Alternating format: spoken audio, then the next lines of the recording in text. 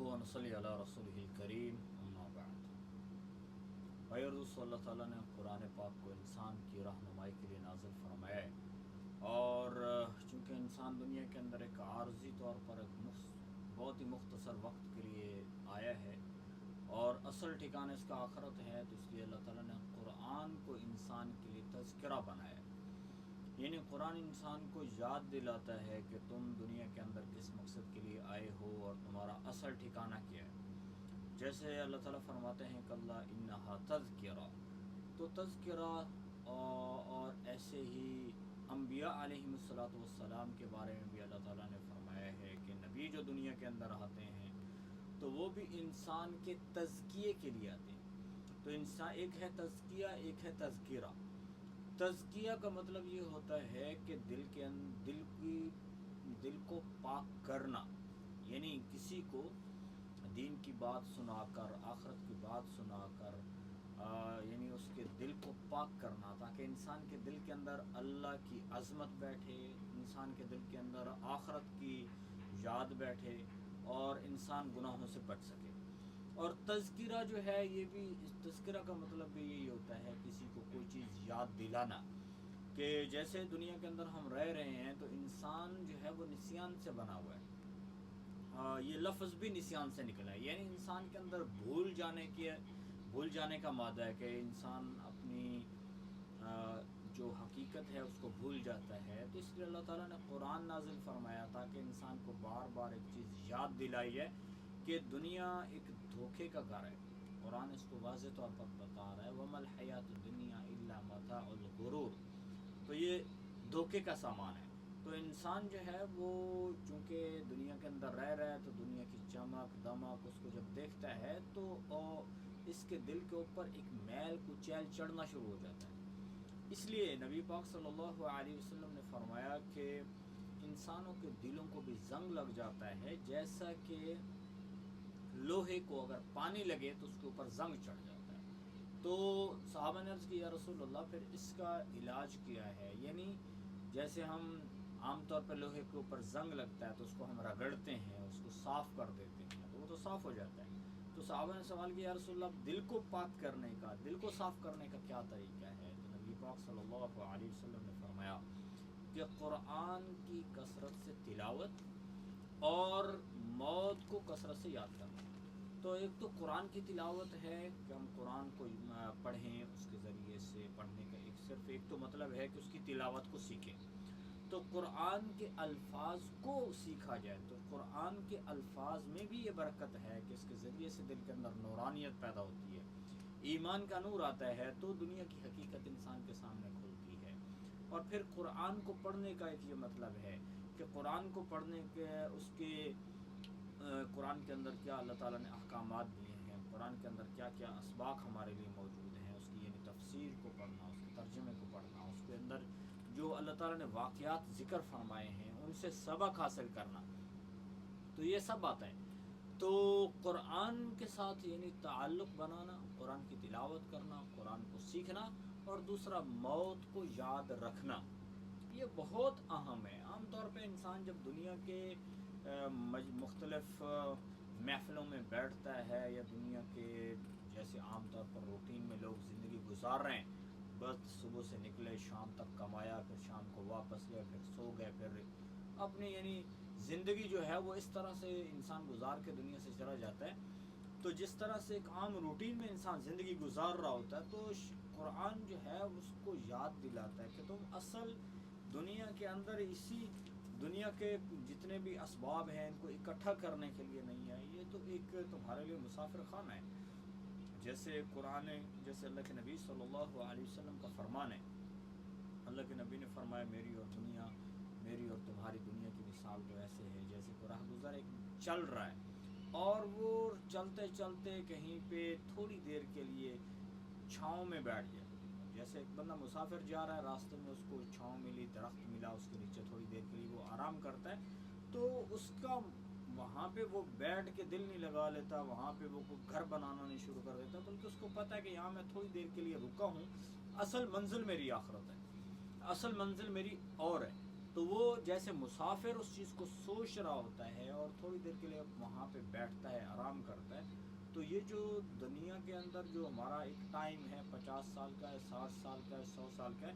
تو یہ ایسے ہی ہے جیسے ایک مسافر چل رہا ہو، تو ہم آخرت کی طرف جا رہے ہیں، تو اصل منزل جو ہے وہ آخرت ہے۔ صحابہ کرام رضوان اللہ علیہ مجمعین کی اگر ہم زندگی کو دیکھتے ہیں تو انہوں نے دنیا سے دل نہیں لگایا، اگرچہ کسی زیادہ تر تو صحابہ ایسے ہیں کہ جو غربت میں زندگی گزار رہے تھے، لیکن بعض صحابہ کرام رضوان اللہ علیہ مجمعین ایسے بھی ہیں جن کو اللہ تعالیٰ نے مال و دولت بہت دیا تھا، جن کے بہت مشہور صحابہ ہیں جن کے نام جو ہے عشرہ مبشرہ میں سے بھی آتے ہیں۔ حضرت عبد الرحمن بن عوف رضی اللہ تعالیٰ عنہ خاص طور پر ایک صحابی ہیں جن کا تذکرہ جو ہے وہ بہت مشہور ہے۔ تو حضرت عبد الرحمن بن عوف رضی اللہ تعالیٰ عنہ وہ شخص ہیں کہ جن کے یعنی وہ اتنے بڑے مہمان نواز تھے، ایک تو مالدار بہت تھے، اور ایک ہم یوں کہہ سکتے ہیں کہ ان کے پاس مال بھی اتنا تھا کہ مختلف علاقوں میں ان کا بزنس تھا، کاروبار تھا، مختلف شہروں سے، مختلف ملکوں سے کہہ سکتے ہیں، مختلف ملکوں میں تھا، بلکہ وہاں سے جو ہے وہ لوگ تجارت کا سامان لے جاتے اور وہاں پہ بیچتے، پھر واپس آتے، تو پیسہ جو ہے وہ اس طرح سے جیسے بوریوں میں بند کر کے لایا جاتا تھا، اور پھر وہاں یعنی جو حضرت عبد الرحمن بن عوف رضی اللہ تعالیٰ عنہ کا جو یعنی جو جس جگہ پہ ان کا بزنس تھا، جب وہ لوگ باہر سے وہاں آتے تو ان کے پیسے کو سٹور کیا جاتا تھا، اس کے لیے مختلف سٹور بنے ہوتے تھے جس کے اندر پیسے کو رکھا جاتا تھا، اور بس اوقات پیسہ اتنا زیادہ ہو جاتا ہے کہ ایسے باہر جو ہے وہ صحن کے اندر اس کو ڈال دیا جاتا تھا، کیونکہ وہ پیسہ بھی سونا چاندی اور ایسے سکے کے ذریعے سے تھا۔ تو اللہ تعالیٰ نے اتنا مال و دولت ان کو عطا فرمایا تھا، اور ایک وقت میں یعنی اب صبح اور شام میں 400 کے قریب مہمان جو ہے ان کے دسترخوان پہ بیٹھ کے کھانا کھایا کرتے تھے، تو اتنے بڑی دولت اللہ نے ان کو عطا فرمائی تھی، دنیاوی اعتبار سے اتنا زیادہ اللہ نے ان کو مال و دولت عطا فرمایا، تو ان کی جو دل کی حالت تھی وہ یہ تھی کہ جب مہمان بیٹھتے اور کھانے، کئی قسم کے کھانے لوگوں کے سامنے رکھے جاتے مہمانوں کے سامنے، اور خود حضرت عبد الرحمن ابن عوف رضی اللہ تعالیٰ عنہ تشریف لاتے، پھر کھانے دیکھتے، لوگ مہمانوں کو کہتے کہ کیا وہ زمانہ تھا جب اللہ کے نبی صلی اللہ علیہ وسلم کے زمانے میں ہمارے اوپر فقر و فاقہ اس قدر تھا کہ ہمیں کھانا کھانے کو نہیں ملتا تھا،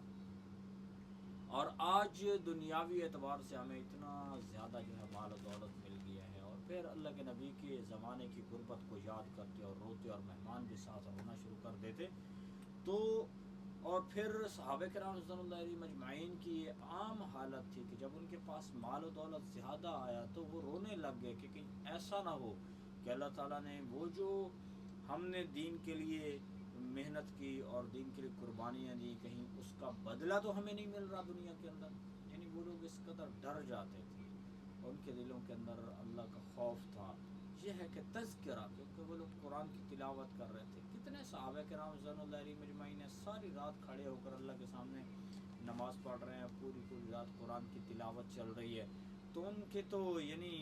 اللہ تعالیٰ نے قرآن کے اندر ان کا تذکرہ فرمایا کہ یہ وہ لوگ ہیں جو رات کو سجدے کر رہے ہیں، رات کو اللہ کے سامنے کھڑے ہوئے ہیں، قیام کر رہے ہیں، اللہ کو یاد کر رہے ہیں، تو یہ ان لوگوں کی زندگی تھی۔ تو قرآن ہمارے لیے تذکرہ ہے، ہمیں یاد دلاتا ہے، اس لیے ہمارے جتنے بھی لوگ ہیں سب کو چاہیے، ایمان والوں کے لیے ضروری ہے کہ وہ قرآن کو یاد کریں، قرآن کو سیکھیں اور قرآن کو پڑھیں اور اس کے ساتھ دل لگائیں، یہی قرآن ہی ہے۔ کتنے اللہ کے نبی صلی اللہ علیہ وسلم نے فرمایا جیسے کہ جو قیامت کے دن جب انسان آئے گا تو اس کے لیے بہت سارے ایسے سفارشی ہوں گے جو اس کی سفارش کر رہے ہوں گے کہ اللہ اس کو معاف فرما دے۔ وہ جو سفارشی ہیں ان میں سب سے بڑے سفارش کرنے والے، شفاعت کرنے والے حضرت محمد رسول اللہ صلی اللہ علیہ وسلم ہیں، ہمارے نبی ہیں۔ پھر اس کے بعد روزہ بھی سفارش کرنے والا ہے، قرآن کی تلاوت، قرآن جو ہے یہ بھی سفارش کرنے والا ہے۔ اگر انسان قبر میں چلا جاتا ہے، نبی پاک صلی اللہ علیہ وسلم نے فرمایا جو تبارک الذی کو پڑھتا ہے تو قبر کے اندر یہ سورت جو ہے ایک پرندے کی شکل میں آ کر اس کے اوپر آ جاتی ہے اور اس کو آ کر ڈھانپ لیتی ہے، اللہ کے عذاب سے اس کی حفاظت کرتی ہے۔ تو ہمیں کوشش کرنی چاہیے کہ قرآن کو سیکھا جائے، خاص طور پہ قرآن کا اتنا حصہ سیکھنا کہ جس کے ذریعے سے ہم نماز پڑھ سکیں، یہ تو بندے کے ذمہ فرض ہے، یعنی اتنا قرآن سیکھنا کہ قرآن کو پڑھ کر وہ اپنی نماز کو ادا کر سکے، یہ تو فرض ہے. ایسے ہی اللہ کے نبی صلی اللہ علیہ وسلم کا فرمان ہے کہ وہ دل جو ہے یعنی ویران گھر کی طرح ہے کہ جس دل کے اندر قرآن کا کوئی حصہ محفوظ نہیں ہے. تو ویران جو گھر ہوتا ہے، ایک مثال کے طور پر بہت بڑا گھر ہے، خوبصورت بنا ہوا تھا، لیکن جب وہ ویران ہو جاتا ہے تو ایسے ایسے اس کی خوبصورتی بھی ختم ہو جاتی ہے. وہاں پہ جب انسان نہیں رہ رہا ہے تو اس میں تو جنات اور شیاطین وہاں آ کر اپنا ٹھکانہ بنا لیتے ہیں. تو ایسے ہی فرمایا کہ جب جس انسان کے سینے میں قرآن کا کوئی حصہ محفوظ نہیں ہے تو وہ ایسے ہی ہے جیسے کہ یعنی ویران گھر ہے، اس کا دل ویران ہے، اس کے اندر شیطان کا ٹھکانہ ہے. اس کے قرآن کے ساتھ محبت کرنا اور قرآن کی حفاظ کی بہت بڑی فضیلت ہے. ایک تو قرآن جس نے حفظ کیا ہے اور اس کے لیے اتنی بڑی فضیلت ہے کہ وہ 10 لوگوں کے لیے 10 ایسے لوگ کہ جن کے لیے جہنم کا فیصلہ ہو چکا ہوگا، یعنی جہنم کا فیصلہ ہوگا کہ ان کو جہنم میں پھینک دو، تو 10 ایسے لوگ ان کی سفارش یہ حافظ قرآن کرے گا. یہاں تک ایک حدیث میں تو یوں آیا ہے کہ اگر ایک حافظ قرآن جو ہے وہ کچھ اس کی بدعمالی ہیں اور وہ یعنی قرآن جہنم کے اندر اس کو پھینک دیا جاتا ہے تو اس کے برے اعمال کی وجہ سے، تو اس کے جسم کو جو ہے جو قرآن چونکہ اس کے اندر محفوظ ہے تو اس کے اوپر آگ اثر نہیں کرے گی. تو یہ قرآن کے فضائل مختلف جو چند ایک باتیں میں نے کی ہیں، بہت بڑی فضیلت کی بات ہے. جو قرآن کو جس نے یعنی یاد کیا ہے الفاظ کو، جو قرآن کے معانی کو جانتا ہے، جو قرآن کے تفسیر کو جانتا ہے، قرآن میں جو اللہ تعالیٰ نے احکامات دیے ہیں ان کا علم رکھنے والا ہے، جس کو عالم کہا جاتا ہے، تو اس کے لیے تو اور زیادہ اللہ تعالیٰ اللہ کے نبی صلی اللہ علیہ وسلم نے خوشخبری سنائی کہ وہ 70 لوگ جن کے اوپر جہنم واجب ہو چکی ہوگی ان کے لیے سفارش کر کے ان کو جنت میں جانے کا ان کے لیے سبب بنے گا.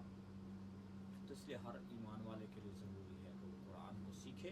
اور قرآن کے ساتھ دل لگائے اور قرآن کی تلاوت دن رات میں کرے، تاکہ قرآن اس کی برکت سے جو دنیا کا زنگ ہے وہ دل کے اوپر جو چڑھ رہا ہے اس سے انسان محفوظ ہو سکے.